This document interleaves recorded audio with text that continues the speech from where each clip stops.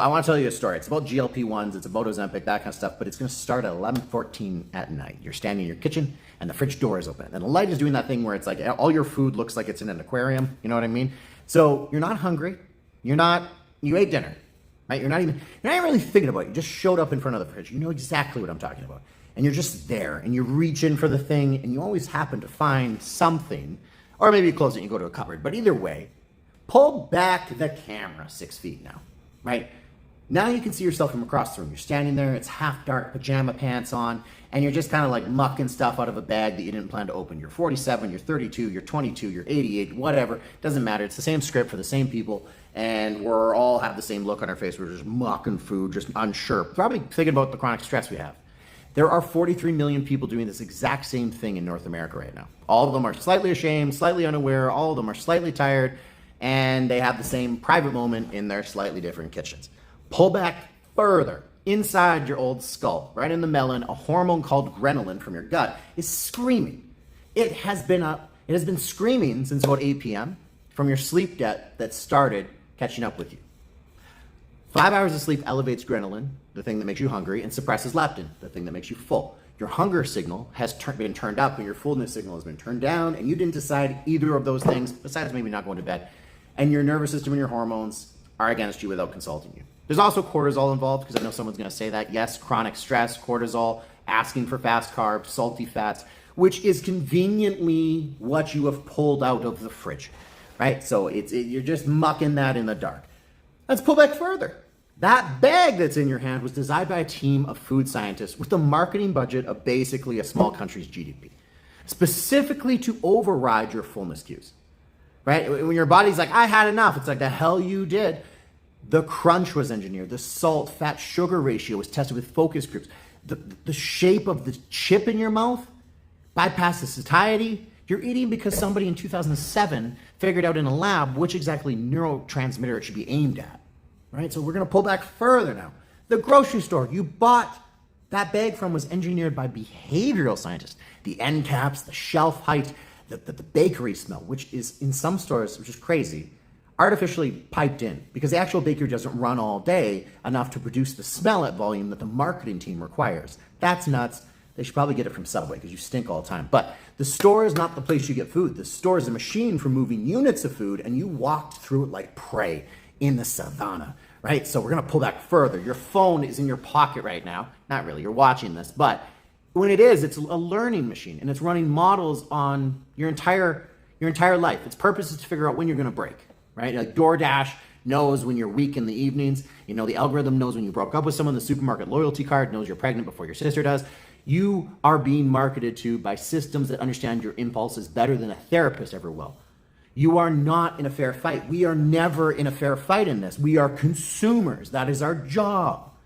Pull back further. You are running on hardware that was optimized for famine that is not coming. Your great-great-grandmother on whatever cold rock your family came from, lived through winters, just hellish ones, where she lost 10% of her body weight every February and gained it back in July. Her metabolism kept her alive there. But now the same metabolism in 2026 in a country with 47 brands of cereal in one aisle is doing the exact same thing. But now it's trying to kill you. It's not malfunctioning, it's doing it because it's exactly what it was built to do.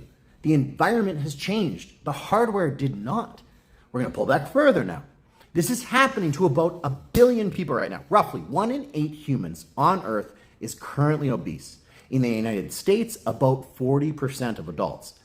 500,000 Americans die every year from causes related to excess weight.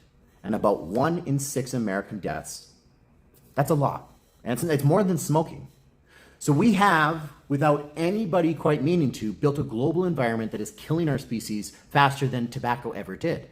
And most of the public conversation it boils down to is just eat less. 3 words aimed at billions of people, designed by no one, solving nothing. Zoom in 1 notch, because somebody in the 90s in the Bronx was thinking about this problem differently. And he was looking at a lizard, the Gila monster.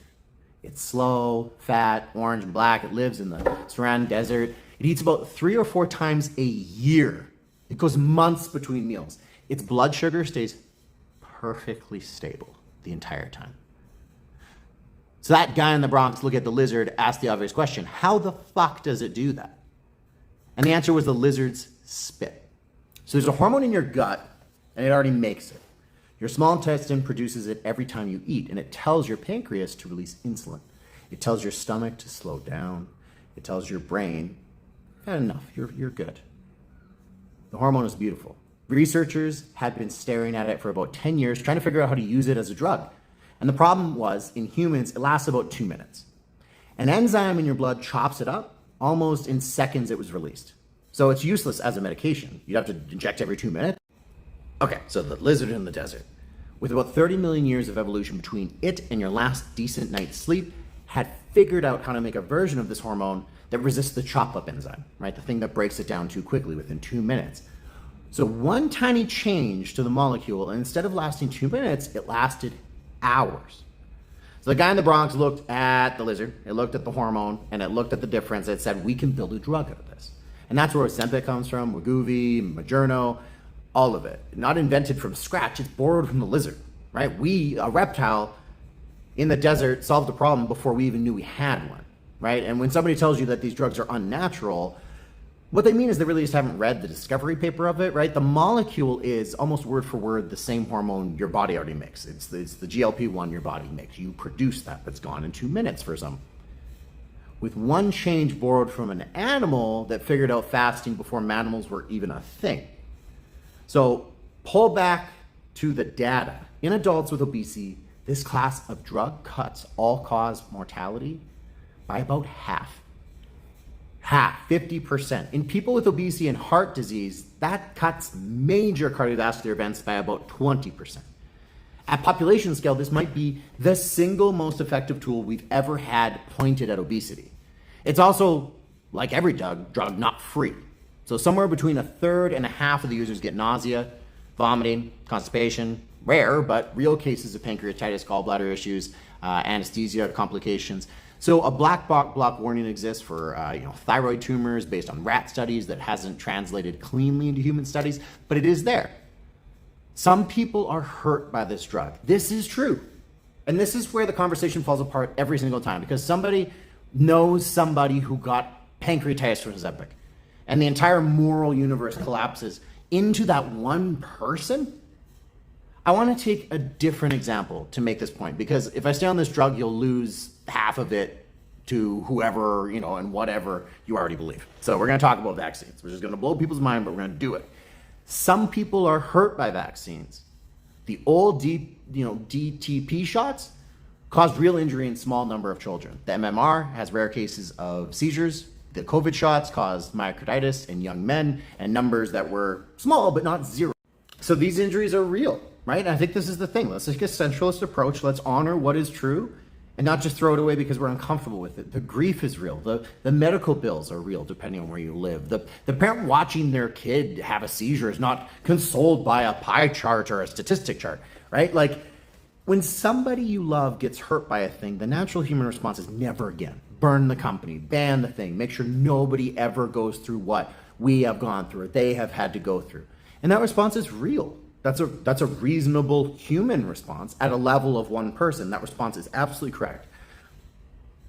But at the level of a population, the exact response is how many kids die of measles in 2026. Because measles is back. Polio is in the wastewater in New York. Whooping cough is climbing. Diseases we functionally eliminated or by the year 2000 are killing children again, because never again spread through the entire household that herd immunity broke.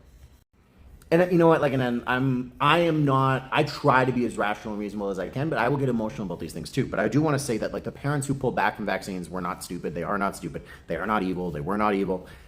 They were one person reacting to one person, to a problem that does not work at the scale above one person. Both griefs are real. The vaccine injured kid and the measles dead kid, that is not an easy thing. Public health is what happens when somebody has to do the math on both at the same time. Not by pretending one isn't happening, but actually by holding both and acting on a structure that prevents the most suffering across the most people. And that's so hard to do. It requires you to feel something for one person and still think clearly about a population. To admit that your outrage, however real, is not the same thing as data. That's the whole job. feel the thing, but still think anyways. So there is the same logic with Ozempic. Yes, some people will have side effects. Yes, a small number will have serious ones. Yes, those people are not statistics. There's somebody's mom, there's somebody's child.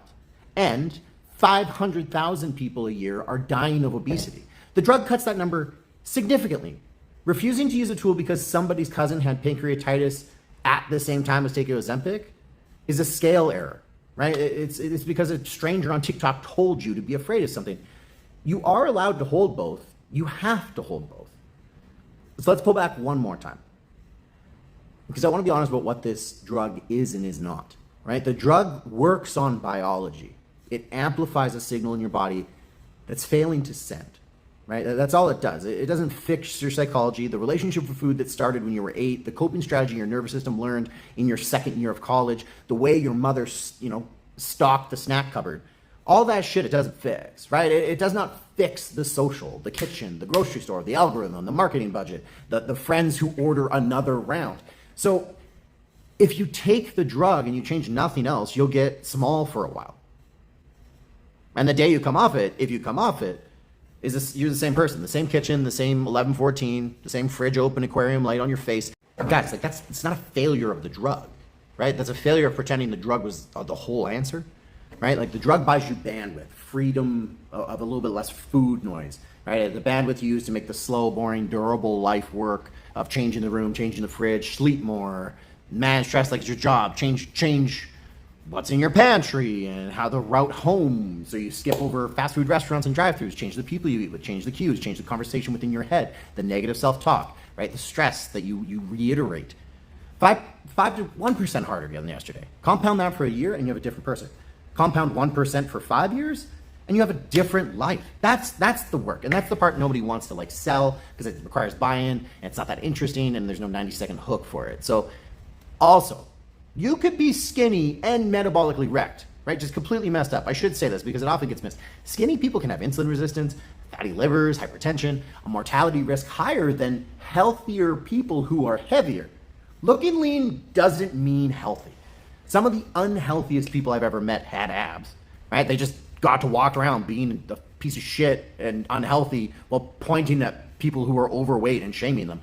So I guess the drug is not a body shape. The drug is about signal, right? And a bad signal looks a lot of different bodies. You know what I mean? For clarity too, I run a studio, so I sell supplements, right? I coach behavior change, what I'm talking about here, and really amping it up. Everything I just said, I make money when somebody buys into a version of it. I'm not above this. I'm inside of it. I would rather be inside of it telling you the truth about it than outside of it pretending I got clean hands. I'm a coach in a small town in Northwestern Ontario, right? I just read research because I'm interested and I'm kind of a nerd. I apply it to myself. I understand how it might work with clients. I watch it work for hundreds of people. But I stay humble enough to know the next study could change my mind, right? The goal is to act firmly, but hold beliefs loosely, right? A good coach updates when evidence updates. Right? I'm not related to this. I'm not attached to it. The salesman doubles down because his quarterly bonus depends on it. Okay, let's pull it back, all the way back one last time. This is probably the most important part. It's what I think people are struggling with truly is the whole conversation is we have to hold contradictions, right? Dualities. And our brain doesn't like contradictions, dualities, because it's not black and white. We want one or the other. So it'll look like this. The drug works. The drug has risks. People need to be responsible for their health. The environment is rigged to fuck them up. Discipline matters. The system was designed to overwhelm that discipline. Some people will need a drug forever. Lifestyle change is still the substrate necessary for long term. Vaccines hurt some kids. Not vaccinating kids kills them, right? Your feeling about your friend who got pancreatitis is real. 500,000 people who did not is also real, right? Every voice is telling you it's simple, and it's just trying to sell you something in that way to get you outraged that other people could think differently. The discipline guy sells you shame. The big food company sells you cravings. The supplement industry is going to sell you powders. The drug companies sell you forever prescriptions. The anti-vaccine guy sells you fear with a subscription button. The thing is, none of them sell is the only thing that actually works, which is being able to hold more than one thing in your head at one time. Because no one can sell you that. That's something you have to do yourself. That's a behavior. That's a growth mindset. So zoom out, all the way out. Let's look at the kitchen, the body, the bag, the store, the phone, the species, the data, the math, the grief, the structure, all of it once, and then decide what to do. Take the drug if you need it. Do the work if you have the drug. sleep more than you think you need to, manage stress very well, ask for help, vaccinate your kids, update when evidence updates, stop trusting anybody who's telling you a single answer and has a problem when the problem has 9 layers, right? That's it. There's no link in the bio, right? The work is just refusing to flatten what is true into something that is comfortable. So now it's 11:17 p.m. The fridge is still open. You can keep eating. You're still a good person, or you can close the door and start somewhere small tomorrow, right? Like either way, I'm not selling you the answer because the answer isn't simple. The most important thing you can take responsibility for is the curiosity within your answer. Society is made up of many people. You are one of them.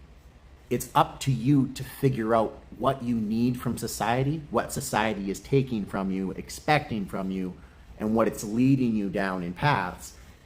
And the onus is on you to not do your own research, but sit within the status of some things we don't know, but the things we do know might be uncomfortable to accept. It doesn't mean they're wrong. And it doesn't mean they can't change either.